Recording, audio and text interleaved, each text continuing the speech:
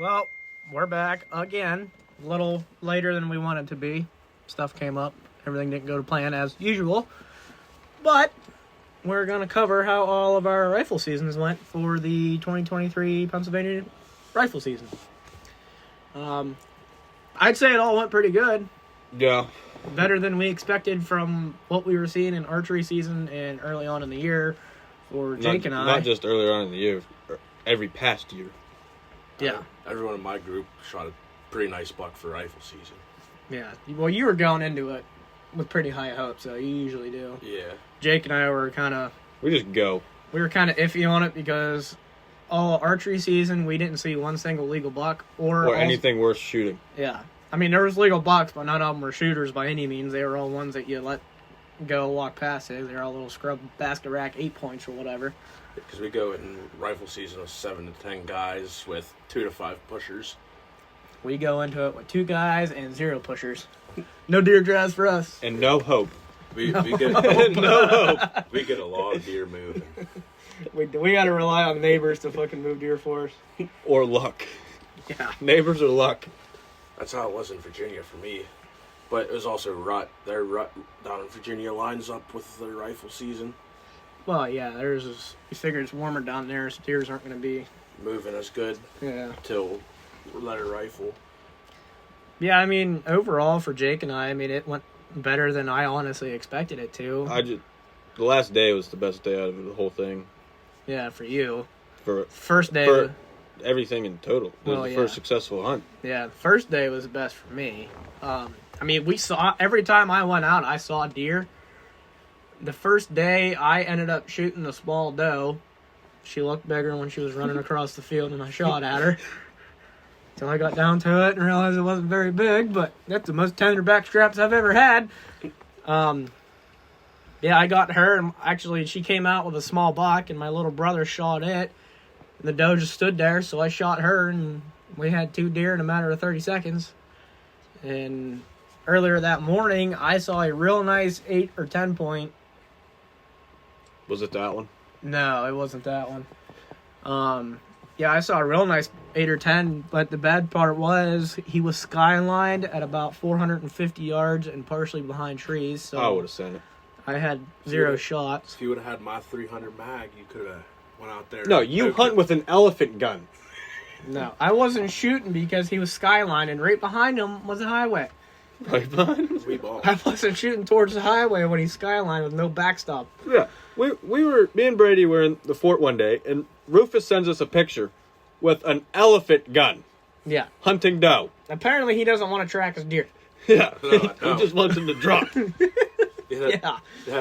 When I was down in Virginia, it was like 7:30 in the morning. Doe walks in 100 yards.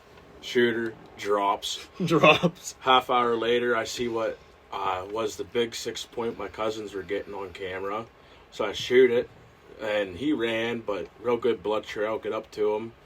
And he broke his skull in like summer, I'm guessing, and hit by a car or something. So his right side was all messed up, and they called him Little Nicky. What? Why Little Nicky? Well, because... The Adam Sandler movie? Yeah, the Adam Sandler movie. Yeah, okay. Have you ever watched it? No. Yeah, it was a goofy buck because of the rack, so they called it Little Nicky. So the backstory behind that nickname then for the movie is it's an Adam Sandler movie, and Adam Sandler plays as the heir to the throne for becoming the next devil. But his brothers beat him when he was younger, so one side of his face is all droopy like this, and so his face is all messed up. The one side droops, and he talks real funny.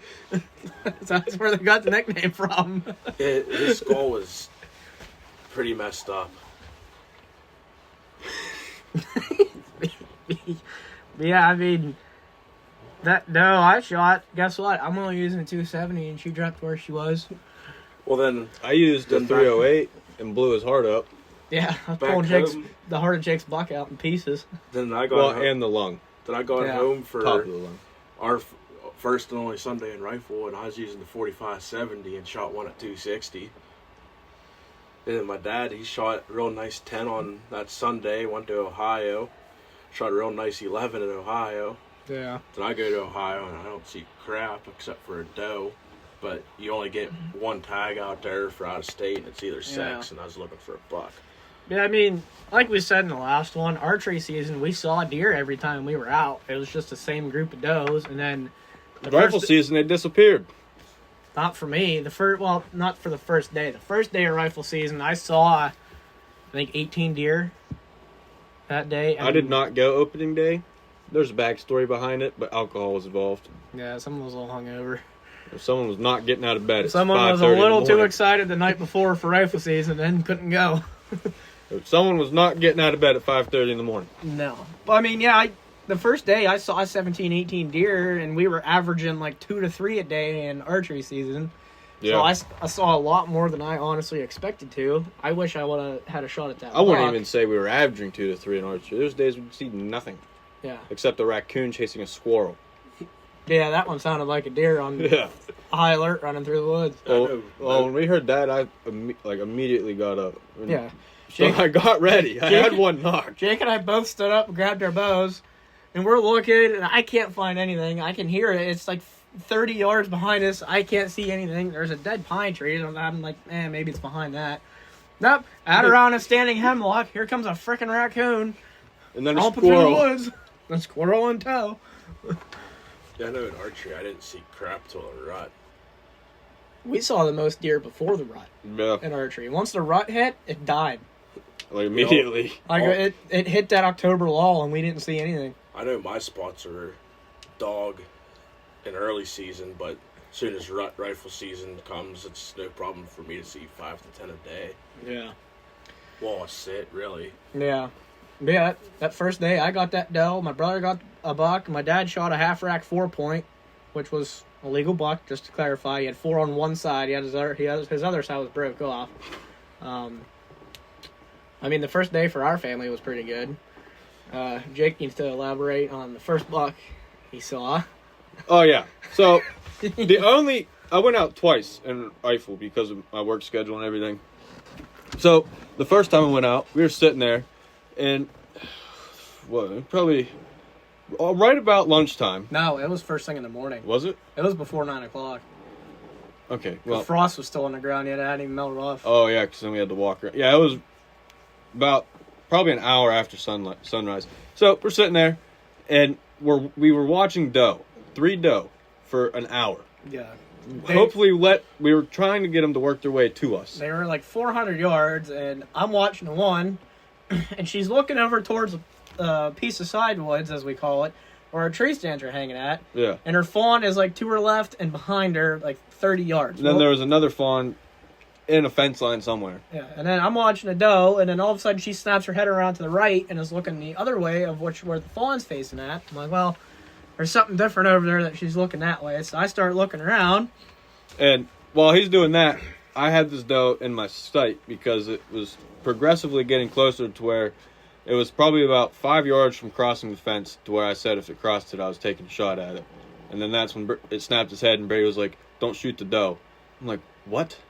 He's like, "Don't shoot the doe, look left." And then I don't even know how many points that buck had. I don't know. I looked over. All I saw was white walking through the brush. There was a buck that was bedded down in the sidewoods. No, in the pond. It was around the pond. Yeah. He was bedded down 150 yards in front of us, but the brush was so thick where he was at, we couldn't pick him out. Well, he stood up, and I got him in my sight. And at this point, me and Brady were both pretty excited. I biffed the shot. He hopped over the fence that he was behind, walked up the edge of it out in the open, hopped back over it, went into the opening in the brush, stood broadside at about 200 yards, and Jake whiffs it. You didn't tell me about that. If I would have waited for him to walk like 2 more yards, because he was in, I don't even remember where he was standing, but it wasn't in the open yet. He was right by that tree that Y's. Yeah, he was in the Y of that tree. There was a tree and then there was a bush, and I told Jake when he clears that bush, when he stops, shoot. I didn't wait for him to clear the bush. No, I think he rushed his shot a little bit. Well, yeah, did that one, biffed it, never saw him again. I'm thinking it was that one that I saw the first day. I want to know, unless it was the one that I kept seeing when I would drive past. It could be. It was nice. There was no questioning whether he was legal or not, because when he stood up in that brush, all you saw was horns going. Like, if it was that one that I kept seeing, it was a 12 point. I know that's about screwed me before. saw a real nice buck. He was probably 13, 14 inches wide, just looked massive. Put his head in the scope. 4 point. 4 point. Yeah. I counted before Jake shot. He was at least an 8. I was able to count 8, and I told him as soon as I hit 8, I'm like, all right, he's illegal. If it is the one, because I sometimes have to drive past by where we hunt, depending which way I'm coming home, and there was multiple times where there was a 12 point standing on the side of the road. Yeah. Like 150 yards from our stand. Yeah. So if it was that one, it was a 12 point, and I missed a 12 point. Yeah. This buck was very wide, very tall, and very heavy. Did I tell you about Jake biffs it. Did I tell you guys about the dead buck my dad found along 119? This shortly after rifle. We're out on 119. It was Out by my house, or? no, right before you get to like the 3 lanes going to Ohio, Marion Center and the yeah. 119. Yeah, it was he said he texted the landowner because he knew the landowner. He's like, hey, there's a huge buck if you're gonna go pick it up and go see what it is. And the property owner sent him a picture of it. It was had 9 on the one side and 5 on the other side. They got smacked by a car. He got smacked by a car. Then last night I watched someone smack a doe with their car. Homie went, "Meow." Yeah, and then like the next weekend, I didn't see any horns at all. I saw, well, other than that one that Jake missed, but the rest of the day we didn't see any horns. Small No, ones. we didn't even see anything the rest of that day. No, we didn't, because we ended up leaving at like 3 o'clock because we said, screw this, they're not moving. It started to rain. Yeah, literally as soon as we got down to our trucks, it started to rain. It cut loose and it freaking poured the rain down. I'm like, well, I ain't hunting in this crap. Yeah. And then I didn't go out till the very last day of rifle, and we were sitting in the stand. We saw does in the morning. We saw doe, but I didn't. They weren't. Well, I wanted to shoot them. They hit the field and they hightailed. They were not slowing down.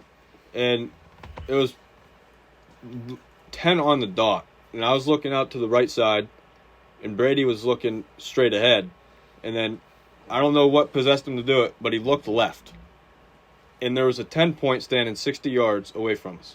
He wasn't even standing. He was walking to us. He was like walking towards us, and we got him to stop at 60 yards, and he turned broadside, and as soon as I shot, he wanted to take off, and we couldn't find the entry hole or an exit hole. We had no idea where I hit him. And then we got up to him and started gutting it. And I blew his heart up. Into 35 pieces. Because I got it over there. There's no blood on the outside of his body. I couldn't find a hole anywhere. And I'm like, oh, God, he hit him in the guts. I'm like, this is going to be fun to gut out. Because Jake's never gutted one before, so I had to show him how to do it. And I got him gut open, the guts are still intact, and I pulled them out. I did poke them a little bit. Yeah, Brady poked the guts. And Jake started gagging a little. It didn't faze me. I gagged, what's the word? I gagged I gagged early in preparation for it, and it actually wasn't that bad. No. Then I got the guts rolled out of him, and I start pulling hearts and lungs out in chunks instead of intact. I'm like, well, I know where he hit him at. Stuck his hand up there and pulled out the heart, and then it was like the top half of it was gone. Well, I knew once I stuck my hand up in there, and it was all real dark blood, and it's the whole way through the body cavity. I'm like, all right, he hit him in the vital somewhere. And then he pulled the heart out, and it was in pieces. Yeah. And then we started pulling out lung chunks. I know that buck I shot in Virginia. I obliterated his heart like Jake. Yeah. And first 20 yards he ran, he wasn't bleeding too much. Hopped the fence. There's 2 trees, 3 feet, about 2-3 foot up each tree. It was just solid red. Then it literally looked like the red carpet walking to it. You also hunt with an elephant gun. It's a 300 Win Mag. It's not an elephant gun. 300 short mags, an elephant gun. My 45-70 could be considered as an elephant gun. That buck that Jake shot couldn't have been any better at timing on my part, because if I wanted to look left another 30 seconds later... It would have walked later, behind us. We never would have known it. He would have walked behind us, and we'd have never known that he was there. But as soon as he turned broadside, and I pulled the trigger, immediately dropped. Yeah. And we spent a good probably 5 minutes jumping up and down. Yeah. First successful group hunt. Yeah, Jake's first not buck. just the first successful group hunt in 3 years out of how many countless times we went out. And how many hours we spent in stands. It was also my first buck. My first deer. Yeah. My first deer in general was a 10-point. Pretty hard to beat. Yeah, around here. Yeah, like, I'm just sitting there, I look to my left, I'm like, Jake, big buck, big buck, big buck. And he's moving around like a freaking wolf in a hen house, making all this noise. I'm like, slow down, calm down. So we get the door opened up and stuck out. No, we didn't open the door. I flung it open. Yeah, we get out on the porch of the balcony, and he's still facing right towards us. So I'm like, all right, I gotta get this thing turned. So I went, meh. He turned broadside. Jake shot, and I'm thinking the whole time, if he misses this buck at 60 yards, I'm gonna hit him in the side of the head. It was nice. But he fell over when we didn't have to track him at all. Very short drag. Yeah, we didn't have to drag him uphill or down. It was a straight line. Yeah. It was nice in Virginia, even though I was in the middle of the cow pasture. Didn't have to drag him. They brought the tractor to me, threw him in the tractor. I got to ride in the bucket of the tractor up to the truck, threw him in the truck, and called it a day. Other than you got scared of the cows. Well, the one was huge. It's a cow. It was a bull. Homie was picking up a tree stump with his back as big as me, tall. It's just a portion of what they can lift. Ask him. He got ran over. I got run over a couple weeks ago. If he would have started running at me, I don't care. That's not my cow. He'd have been catching a 300 mag between the eyes. Whenever we still had, this is a little side story. Whenever we still had our bull at home, we were doing bar work or something like that the one day, and there was a young bull that we had yet. We still needed to get penned up because we didn't get him nutted. Well, we look over, and the young one's trying to mount another cow. Well, our old bull wasn't having any of it, so he goes over and puts his head underneath the little bull's stomach, and the little one was about 800 pounds at the time. Picks him up off the ground and throws him with just his neck. I couldn't believe it. I'm like, oh my god! That stump, he was itching it with his front right shoulder, and I could just see it going like this, up and down, up and down. I'm like, yeah, if he comes at me, he's getting shot. And Rufus sends me a Snapchat. He's like, should I be sent worried? it to the group. He's like, should I be worried? I'm like, is there white around his eyeballs? He's like, yeah, there's nothing but white around his eyes. I'm like, yeah, don't get too close to him, man. He's crazy. So then we get a Snapchat like 15 minutes later. Homie's too big. I'm scared. I'm getting the hell out of here. He's leaving. I just walked to the other side of the fence. Where are you gonna get me? He could get you if he wanted to. Well, he could have also caught the 300. That would have been probably the highlight of my year if Rufus sent a snap and said he got ran over by a bull. He got run over by a 1,100-pound heifer. Did you hear that? Did I tell you that one? No. Another sad story. It's kind of funny. Before he starts, out of nowhere, I'm getting McDonald's, and he texts me. He goes, well, I can scratch getting ran over by a cow off my bucket list. I'm like, who puts that on their bucket list? No, I said I can officially add getting run over by a cow to my resume. Yeah. So we went out to my great-grandpa's. He had 4 heifers and needed to load up. He told us they were calves before we got out there when he was on the phone with my dad. So I'm like, all right, they're 200-300 pounds at most. Feeder calves ready to go to market. No. We get there, they're all 1,100-pound heifers going to the butcher shop.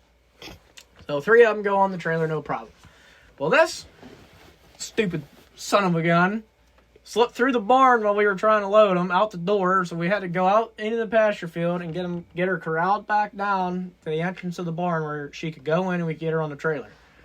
Well, no. We're spanned 4 wide, and she decides she's going to pick me to run through so she can get out. So I didn't have time to react. She comes charging through me. Dad said when she hit me, both of her front legs were off the ground, knocks me clear off my feet. When she came back down, one of her back legs landed on my left thigh and the other one on my right calf. And then she tore through the fence and in the other piece of pasture field, so that was fun. But I got up the next day and I couldn't hardly move. Like, my legs had welts the size of softballs on them where she landed on me from her hooves. Other than that bull, I didn't have a problem with the rest of them. They'd be coming up to me and they'd be licking my boots and stuff. And I would literally move my foot because I was falling asleep.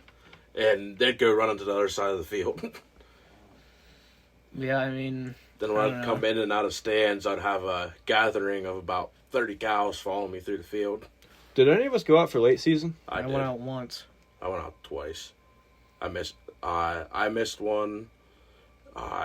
Owen missed one, and his dad's muzzleloaders kept on misfiring.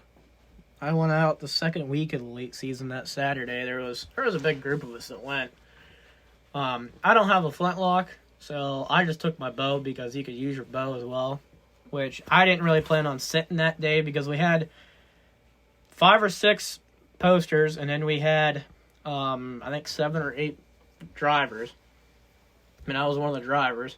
I just carried my bow along with me just for the hell of it, in case I came across a stupid one that didn't want to run away. But we kicked deer out every drive that day, and well, all but one. I didn't expect to be walking as far as we did. We ended up covering 7 miles. I think I climbed I think my phone said I climbed 60 flights that day.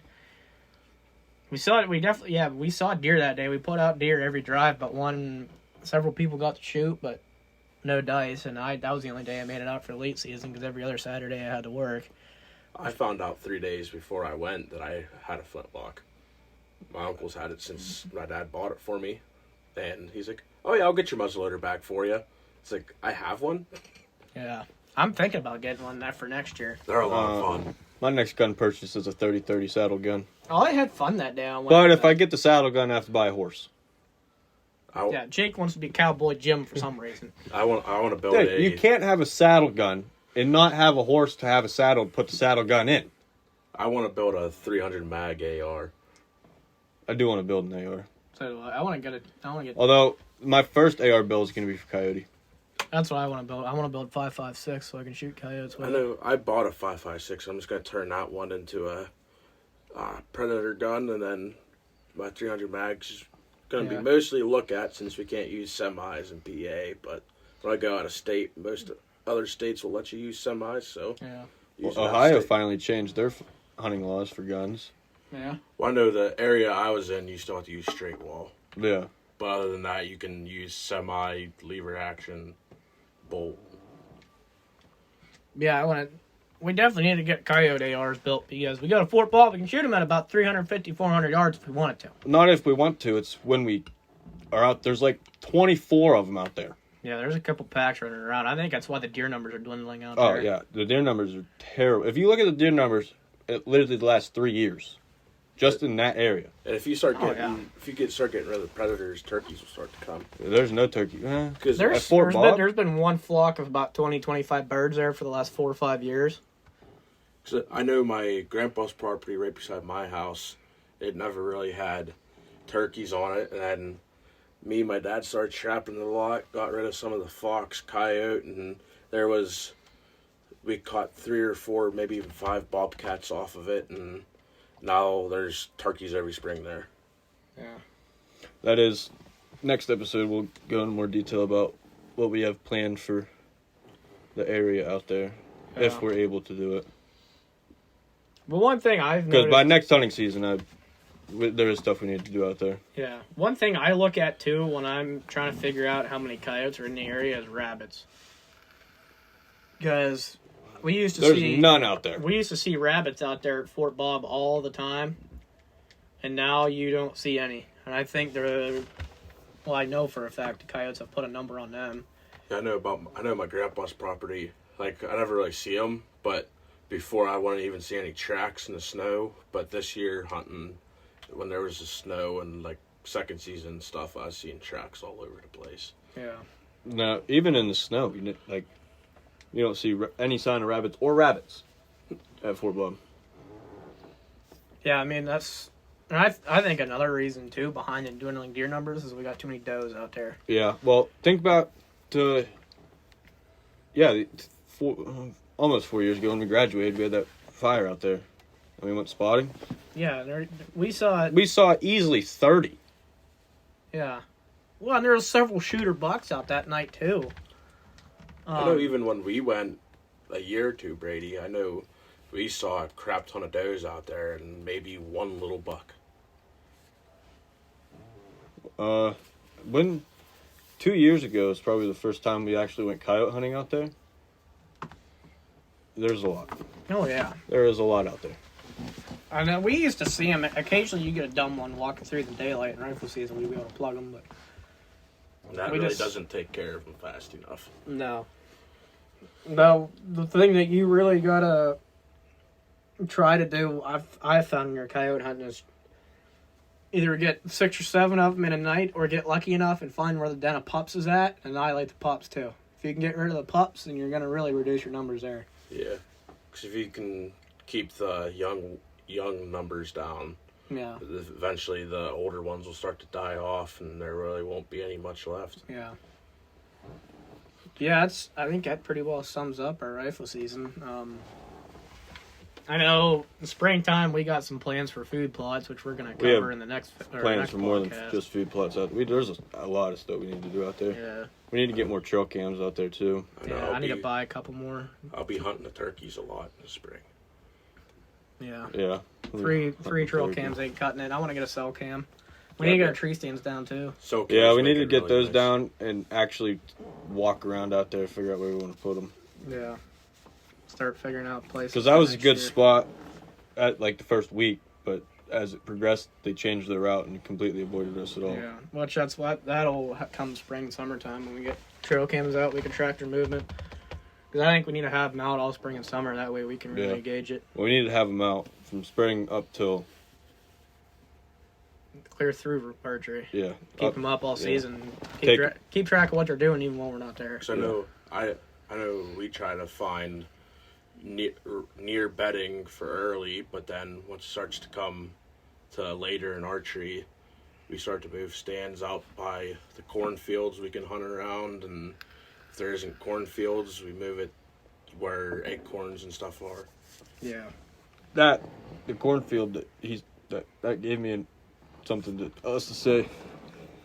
Once they quit getting planted out there, you also started to see reduced numbers. Once you quit planting that field out there. Yeah, ever since we quit farming it. But yeah, I think that pretty well wraps this one up. Like I said, we're going to cover our food plot plans and wintertime plans. The next one, next week, 2 weeks from now? Well, it can't be next week because I won't be here. 2 weeks from now. 2 weeks from now, we'll do that one. And then we'll just keep going from there and figure out what all we're going to do to fill time until next September. Yeah. Also, merch is now available. Yeah. It's linked in pretty much all of our socials. Yep, you should definitely check it out. Yeah, if you go to our Instagram, click on the link for the link tree. It's in there. TikTok has it. Facebook has it. Yeah, Facebook has it. Or you can just search us up on Google if you need to. Yeah. Yep, definitely check it out. But, be pretty cool if you did. Yeah, so we'll shout out you later. We'll take care for this one.